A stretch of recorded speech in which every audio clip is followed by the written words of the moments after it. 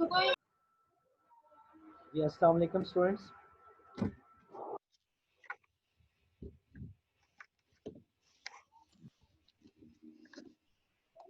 जी hope so आप सब खैर वाफियत से होंगे। और लास्ट टाइम जो टॉपिक हम कवर कर रहे थे वो ऑनलाइन क्लासेस में जिस तरह आपको पता है रिग्रेशन एंड कोरिलेशन एनालिसिस, उसके प्रैक्टिकल एप्लीकेशन, फार्मूलाज, इंटरप्रिटेशंस, किस सिचुएशन में किस फार्मूले को यूज़ करना है, फिर रैंक कोरिलेशन। तो इसके बाद फिर हमने हाइपोथेसिस टेस्टिंग का टॉपिक शुरू किया। तो उस टॉपिक में हाइपोथेसिस क्यों हम कंस्ट्रक्ट करते हैं और हाइपोथेसिस टेस्टिंग की कंस्ट्रक्शन और उसके ऑब्जेक्टिव्स क्या हैं। देन रियल लाइफ एग्जांपल्स, फिर हाइपोथेसिस टेस्टिंग की कंस्ट्रक्शन के 6 स्टेप्स, देन टी टेस्ट, जी टेस्ट और इनके कॉन्फिडेंस इंटरवल, फिर टी और जी टेस्ट में डिफरेंस, प्रोपोर्शन की टेस्टिंग और कॉन्फिडेंस इंटरवल, और फिर कल हमने काई स्क्वायर और उसकी थ्योरी और रियल लाइफ एग्जांपल्स हमने कल डिस्कस की। तो अल्लाह ताला का लाख लाख शुक्र है, जितना काम हमने फिज़िकल अपीयरेंस के साथ यूनिवर्सिटी में किया था, तो उसके बाद जो हमने काम किया वो तकरीबन 2 दफ़ा रिपीट हो चुका है। तो व्हाट्सएप ग्रुप पे पहले आपको मैंने क्लिप्स शेयर किए, अब मैं डिटेल्ड लेक्चर आपको दे रहा हूँ। तो जो मेरे अच्छे स्टूडेंट्स हैं, जिनकी लाइफ का कोई एम है और जो कोरोना को कोई बहाना नहीं समझ रहे, तो वो इंशाल्लाह मोर देन 80% उनकी लर्निंग है। तो दैट्स गुड। और अब जो हमारा टॉपिक जो 2 एक हफ्ते पहले मैंने शुरू किया था और फिर उसको रोक दिया रिवीजन के पर्पज़ के लिए, तो अब वो हम स्टार्ट करेंगे और ये हमारा लास्ट टॉपिक है।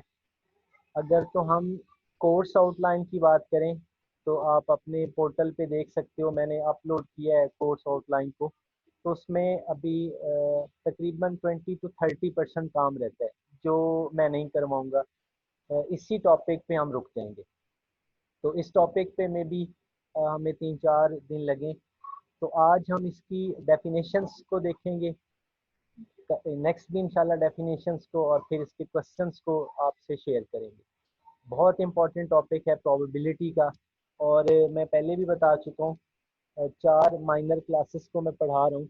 तो किसी भी क्लास को मैंने ये टॉपिक नहीं करवाना एक्सेप्ट योर क्लास, क्योंकि आप लोगों को इस टॉपिक की बहुत ज़्यादा ज़रूरत होती है और आप इसका यूज़ भी करते हैं।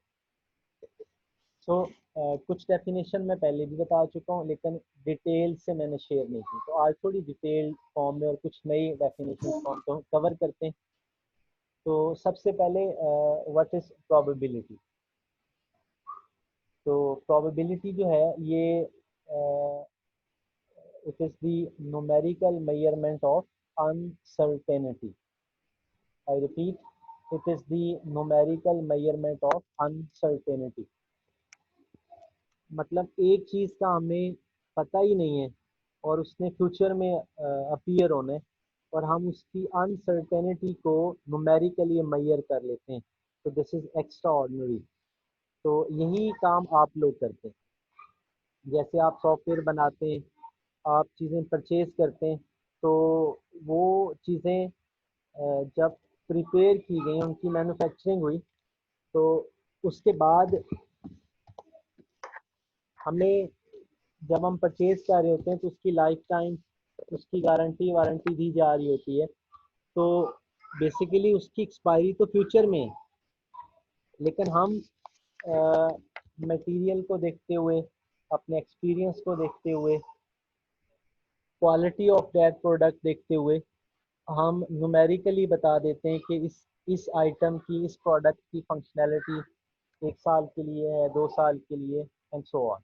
तो प्रोबेबिलिटी जो है ये न्यूमेरिकल मेजरमेंट ऑफ अनसर्टेनिटी। अब इसमें कुछ डेफिनेशंस हमारे पास आएंगे।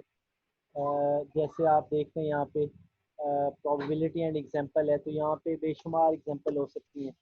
जैसे ये प्रिडिक्शन करना, ये प्रोबेबिलिटी बताना कि अगस्त के मिड में रेनफॉल होगी या नहीं होगी। इसी तरह ये बताना, प्रोबेबिलिटी कंप्यूट करना कि एक जो रैम है उसकी फंक्शनैलिटी इतनी ड्यूरेशन के लिए रहेगी, particular RAM constructed by a company. तो इसी तरह फिर हम बात करते हैं, जिस तरह मैंने आपको ग्रुप में शेयर किया था, प्रोबेबिलिटी की दो अप्रोचेज हैं, एक सब्जेक्टिव अप्रोच है और एक ऑब्जेक्टिव अप्रोच है। सब्जेक्टिव अप्रोच में जस्ट हम कमेंट करते हैं विदाउट नंबर्स। जैसे ये कहना कि बड़ा अच्छा चांस है कि अगस्त के मिड में बारिशें होंगी या अगस्त के एंड में बारिशें होंगी, बड़ा अच्छा चांस है कि ये जो आइटम परचेज की है ये 1 साल तक फंक्शनल रहेगी एंड सो ऑन। तो ये अच्छा या बुरा, this is not a number. लेकिन जैसे ही हम कहते हैं कि 70% चांस है, 30% चांस है दैट दिस विल हैपन और नॉट, तो अब हम नंबर की फॉर्म में बात करें, सो दिस इज क्वांटिटी, और इसको हम ऑब्जेक्टिव प्रोबेबिलिटी कहते हैं, बिकॉज इसकी साइंटिफिक रीजनिंग है, इसको टेस्ट किया जा सकता है और इसको डिनाई किया जा सकता है या एक्सेप्ट किया जा सकता है। तो डेफिनेशंस में हम कवर करेंगे सैंपल स्पेस क्या होता है, इवेंट क्या होता है, यूनियन ऑफ इवेंट्स क्या होता है, intersection of events, complement of events, difference of events, फिर एग्जॉस्टिव इवेंट्स क्या होते हैं और म्यूचुअली एक्सक्लूसिव इवेंट्स क्या होते हैं। So let's start. पहली डेफिनेशन है हमारे पास, सैंपल स्पेस क्या होता है। तो सैंपल स्पेस जो है ये collection of all elementary results और outcomes of an experiment is called sample space. जब हम कोई एक्सपेरिमेंट करते हैं और उसके तमाम मुमकिन रिजल्ट्स को एक ही जगह पे लिख लेते हैं तो उसे सैंपल स्पेस कहते हैं।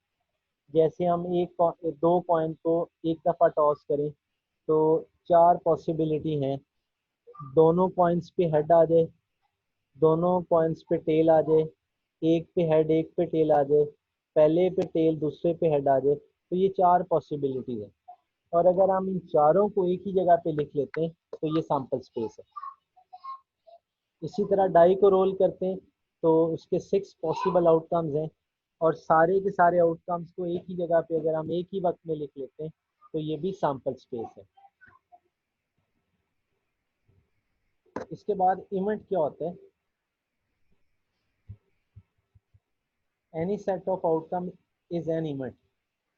तो events are the subsets of the sample space. जैसे अभी मैंने कहा कॉइन टॉस करते हैं और उस पर हेड आ जाता है या टेल आती है, तो ये एक उसका आउटकम है और इस आउटकम को हम इवेंट कह रहे हैं। ठीक है, वो इवेंट एक भी हो सकता है, दो भी हो सकते हैं। जैसे अगर हम एक वक्त में एक हेड की बात करें तो ये एक इवेंट है, एक हेड और एक टेल की बात करें तो ये दो इवेंट्स हैं।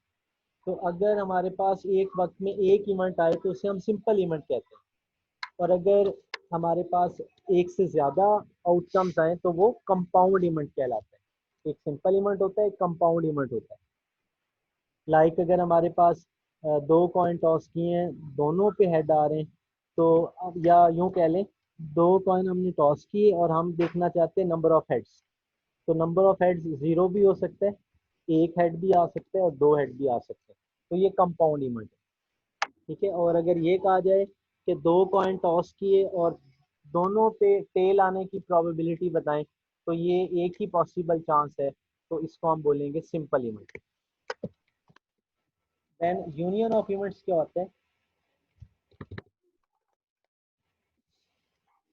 Union of events for example A B C, ये हमारे इवेंट्स हैं, और is an event consisting of all the outcomes in all these events. अगर हम सारे इवेंट्स को कंबाइन कर लें तो इसको हम यूनियन ऑफ इवेंट्स कहते हैं। आगे हमारे पास इसकी ग्राफिकल व्यू भी आएगा। मतलब हमने सारे इवेंट्स को कंबाइन कर लिया तो वो यूनियन ऑफ इवेंट्स। अब सारे से मतलब ये नहीं है कि होल, बल्कि जितने हमारी डिज़ायर है। सपोज अगर हम ये देखना चाहते हैं कि एक हेड और एक टेल वाले इवेंट्स को कंबाइन कर लें तो ये यूनियन ऑफ इवेंट्स हैं।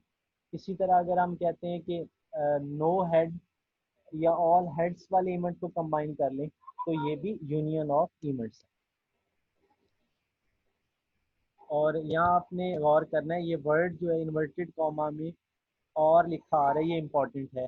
यूनियन को हम और से लेते हैं, या जिधर क्वेश्चन के अंदर कहीं और वाला वर्ड लिखा होगा तो अंडरस्टूड होगा कि यहाँ यूनियन ऑफ इवेंट्स की बात हो रही है। इसके बाद इंटरसेक्शन ऑफ इवेंट्स है। तो इंटरसेक्शन ऑफ इवेंट्स में of events A, B, C is an event consisting of outcomes that are common in all these events। ये इम्पॉर्टेंट जुमला है। जो कॉमन पॉइंट्स आएंगे, जो दोनों तरफ कॉमन होंगे, या जितने इवेंट्स हैं उनमें जो कॉमन पॉइंट्स आ रहे होंगे तो उसे हम इंटरसेक्शन ऑफ इवेंट्स कहेंगे। जैसे फॉर एग्जांपल आपकी क्लास में मेल और फीमेल स्टूडेंट्स हैं, तो हम मेल स्टूडेंट्स में भी वो स्टूडेंट पिक कर लेते हैं जिनका लास्ट सेमेस्टर तक 3.5 से ऊपर CGPA था, और फीमेल स्टूडेंट्स में भी। तो अब दोनों ग्रुप्स में से वो स्टूडेंट्स कॉमनली सिलेक्ट कर लिए जाएंगे जिनकी GPA या CGPA 3.5 से अबव है।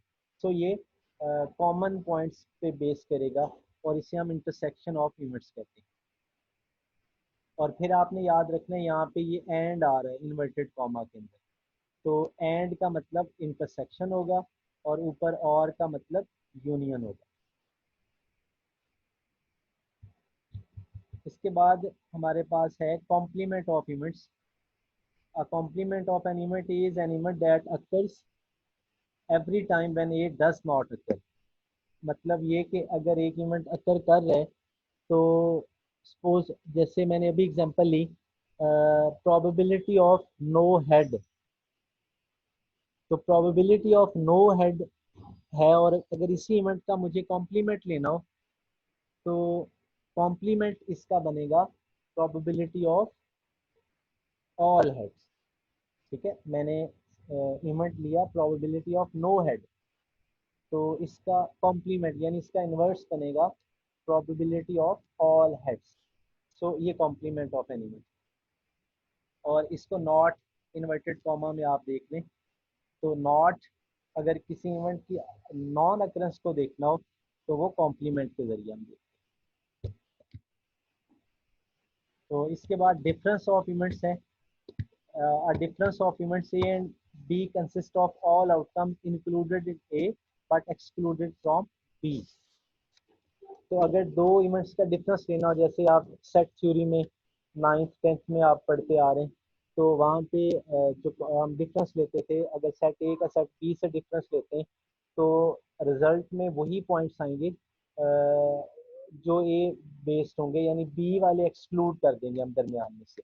ए डिफरेंस बी जब ले रहे हैं तो फाइनल रिजल्ट वो आएगा जिसमें बी वाले इवेंट्स एक्सक्लूडेड होंगे।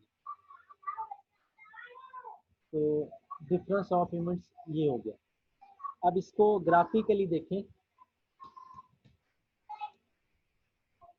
तो पहली पिक्चर आप देख रहे हैं ए यूनियन बी, बी के लिए, तो इसमें सारा हमारे पास कलर्ड कलर्ड सर्कल है। कलर्ड मतलब जो सेट ए है और जो सेट बी है उसकी सारी इंफॉर्मेशन को इकट्ठा कर लिया गया। ए इंटरसेक्शन बी है तो इसमें ये वाला पोर्शन सिर्फ डॉटेड है, ये कलर्ड है, तो इसमें कॉमन जो ए और बी से पॉइंट्स आ रहे हैं वो यहाँ पे लिए जा रहे हैं।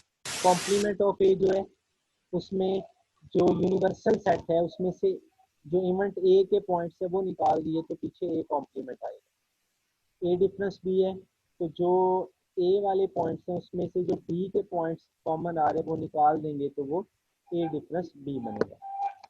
और रिमेंबर ये सारी डेफिनेशंस मैं probability and statistics for computer science ये वाली बुक से ले रहा हूँ, तो आप ये चैप्टर देख सकते हैं वहाँ।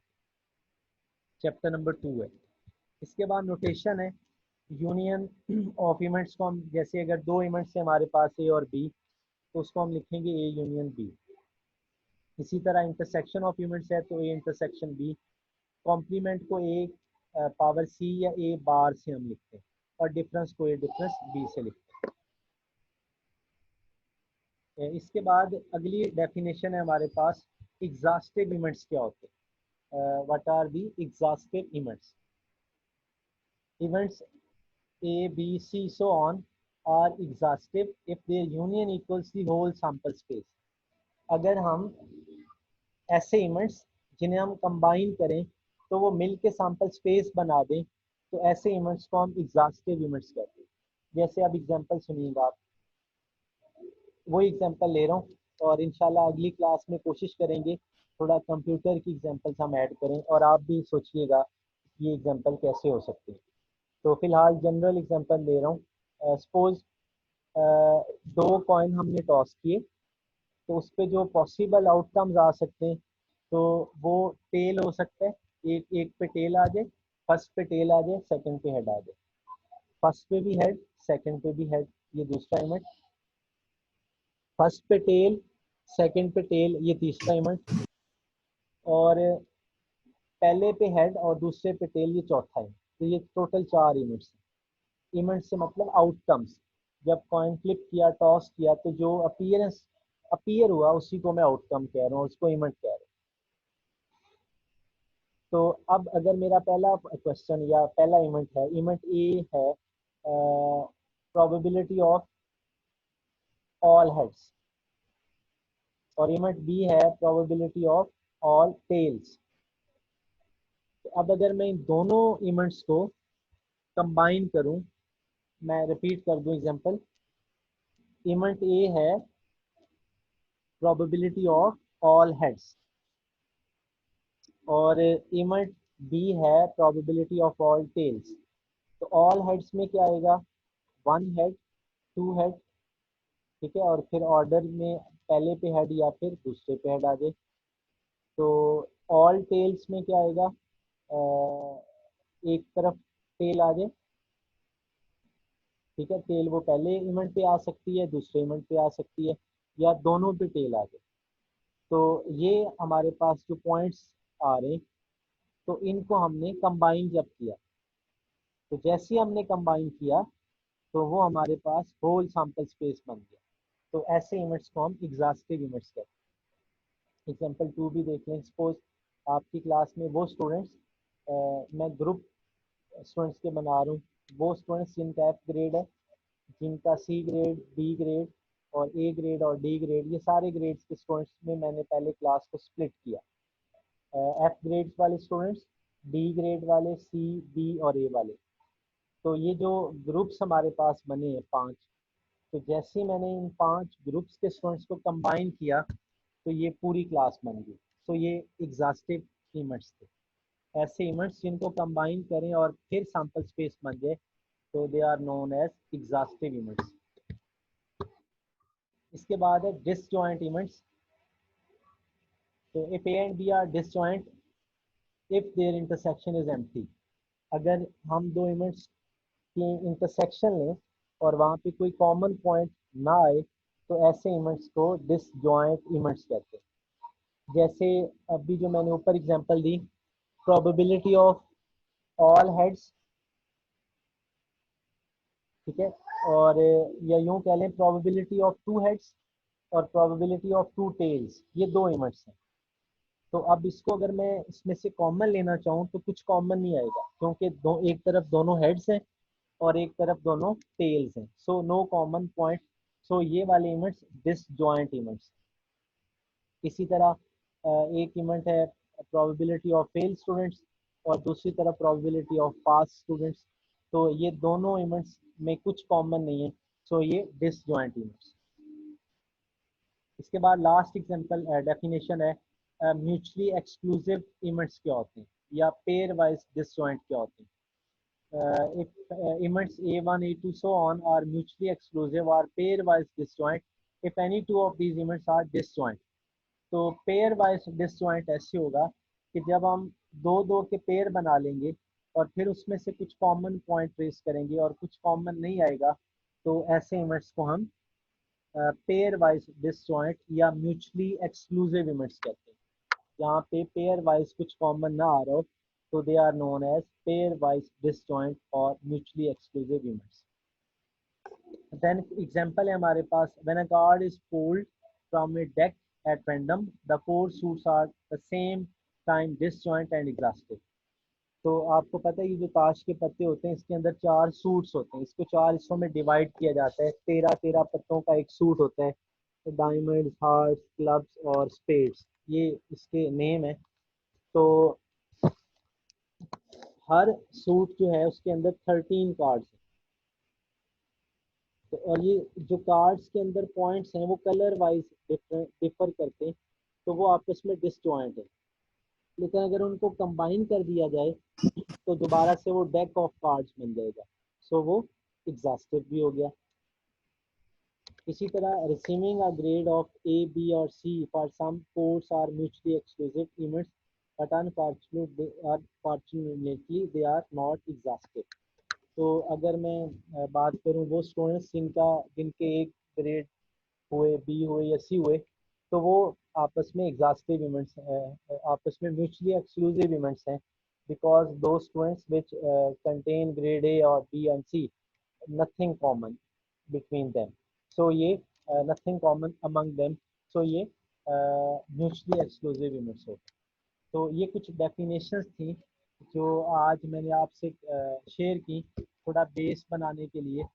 तो अगर आपका कोई क्वेश्चन है तो मोर देन वेलकम, और अगर आप रीड करके फिर क्वेश्चन करना चाहें तो भी ग्रुप अवेलेबल है। तो थोड़ा ये 25-30 मिनट का थोड़ा थोड़ा काम करके हम इंशाल्लाह इसको बेस बनाते हुए इसलिए हम इसको पिक कर लेंगे। तो अभी तक जो हमने पढ़ा है, आज पढ़ा है, शुरू से पढ़ते आ रहे हैं, किसी स्टूडेंट का कोई क्वेश्चन हो तो वो मुझे पूछ सकते हैं। आप लोगों के माइक ओपन है जी, वेलकम। सर ये एग्जॉस्टिव इवेंट और यूनियन ऑफ इवेंट ये दोनों सेम है? ये एग्जॉस्ट नहीं, सेम नहीं है। यूनियन ऑफ इवेंट्स में जिन इवेंट्स में हमारा इंटरेस्ट होगा हम उन्हें कंबाइन कर लेंगे, तो वो इंटरेस्ट सभी में भी हो सकता है। अगर तो सभी इवेंट्स में है तो वो सभी के सभी मिल के सैम्पल स्पेस बना देंगे, तो फिर वो एग्जॉस्टिव हो जाएंगे। लेकिन अगर हम उस ग्रुप में से सिलेक्टिव चीज़ों को उठाते हैं और कंबाइन करते हैं तो फिर वो यूनियन ऑफ इवेंट्स। जी शाबाश।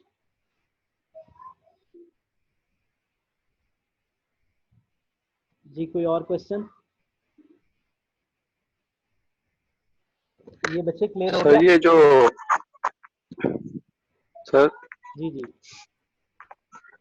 सर ये जो डिसजॉइंट इवेंट है इसमें दो अलग अलग इवेंट्स मतलब कि दो अलग अलग सैंपल स्पेस मतलब होंगी? नहीं, जितनी डेफिनेशन हमने पढ़ी है ना, सब में सैम्पल स्पेस एक ही है। ये नहीं है कि हम डिफरेंट एक्सपेरिमेंट्स में से चीज़ें उठाते जाएं, तो वहाँ तो ऐसे हो ही नहीं सकता ना। हम एक वक्त में एक एक्सपेरिमेंट करेंगे। फॉर एग्जांपल अगर आपकी फील्ड की हम बात करें और हम लैपटॉप्स की बैटरी टाइमिंग की सपोज बात करते हैं, तो एक वक्त में एक ही कंपनी की बैटरी टाइमिंग्स वगैरह लेके तो उसी पे आगे फिर हम उसके इवेंट्स सिलेक्ट करते जाएंगे। फॉर एग्जांपल कोई 6 माह बाद, 1 साल बाद, 1.5 साल बाद, 2 साल बाद डिफरेंट इवेंट्स ले लेके उन्हीं में ही हम ये सारी प्रॉपर्टीज चेक करेंगे। तो सैम्पल स्पेस सेम है, एक ही सैम्पल स्पेस में से डिफरेंट इवेंट्स हम सिलेक्ट करें। सर हम इवेंट्स को पॉसिबिलिटीज भी कह सकते हैं? नहीं, पॉसिबिलिटीज तो बच्चे ये सारी है ना, मतलब जैसे ही हम प्रोबेबिलिटी में आए ना तो वो पॉसिबिलिटी है। लेकिन जैसे ही हमने एक्सपेरिमेंट कर लिया तो अब वो उसका उसकी फिजिकल अपीयरेंस बन गई। जैसे मैंने कॉइन फ्लिप करना था तो फ्लिप करने से पहले सब पॉसिबल था, हेड आएगा या टेल आएगा मुझे नहीं पता। लेकिन जैसे ही मैंने एक्सपेरिमेंट कर लिया, मैंने 2 दफ़ा टॉस किया, 10 दफ़ा किया, 50 दफ़ा किया, तो टॉस करने के बाद कॉइन नीचे फॉल किया, तो जो उसके ऊपर रिजल्ट आया मैं वो कॉपी पे लिखता गया। अब जो चीज़ें मैं लिखता जा रहा हूँ, अब इसका फिजिकल अपीयरेंस मौजूद है। अब ये पॉसिबिलिटी इस सेंस में नहीं है, लेकिन मतलब सैम्पल स्पेस बन गया। अब उस सैम्पल स्पेस में से क्या अपीयर हो सकता है क्या नहीं हो सकता, तो फिर वो पॉसिबिलिटी है। आप सही कह रहे हैं, मतलब पॉसिबल है कि मैं अगर 10 दफ़ा एक कॉइन टॉस करूं तो उस पर 60% चांस है कि हेड आएगा, 40% चांस है कि टेल आएगा। तो ये सारा चांस बेस्ड है, चांस हो भी सकता है नहीं भी हो सकता। लेकिन हम न्यूमेरिकली एक्सपेरिमेंट करके तो साथ एक कॉन्फिडेंस लेवल अटैच कर देते हैं कि हमें इतना कॉन्फिडेंस है कि ये 80% हो जाएगा या नहीं होगा। जी शाबाश, कोई और क्वेश्चन?